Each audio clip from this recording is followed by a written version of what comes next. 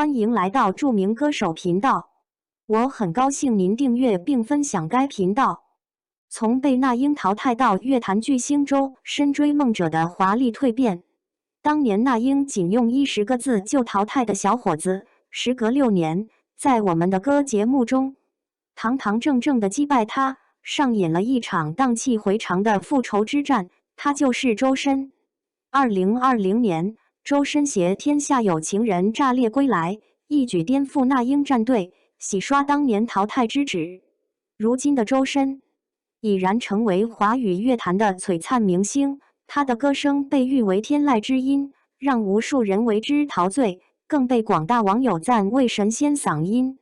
然而，又有谁能想到，这让人如痴如醉的天籁之声，曾经却是周深心中的噩梦。周深从小就表现出超出常人的音乐天赋，小学时被老师选入合唱队中，各种唱歌比赛他总能轻松夺冠。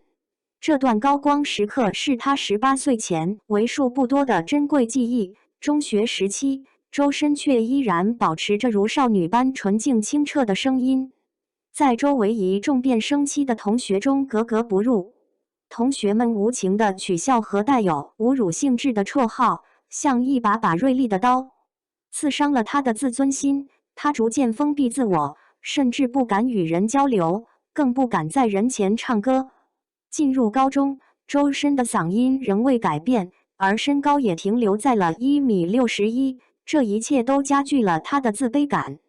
巨大的心理压力下，周深高考与自己的理想大学失之交臂，他不想再复读。家人得知乌克兰留学成本相对较低，于是砸锅卖铁，将他送往乌克兰留学，就读了他并不喜欢的医学专业。置身陌生的语言环境，课堂上的每1分钟都如同煎熬，每堂课他只能听懂10句话，纵然他夜以继日地拼命学习，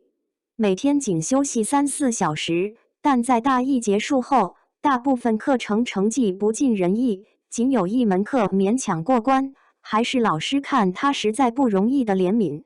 就在周深陷入困境之际，乌克兰利沃夫国立音乐学院招生，他毅然决定放手一搏，转向父母眼中前景渺茫的美声专业。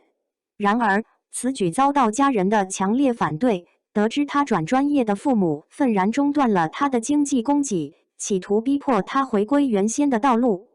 然而，周深并未屈服，用兼职打工赚取学费，咬牙坚持在音乐道路上独自前行。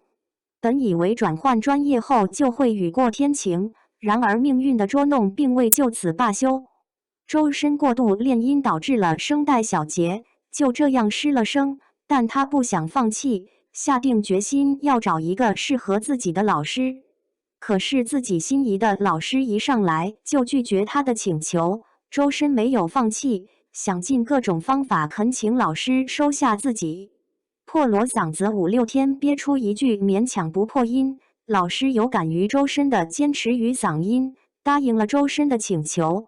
在无数次泪水与汗水交织的日子里，周深从未放弃对音乐梦想的追求。他一边兼职赚钱，一边刻苦钻研，不断提升自己的音乐造诣。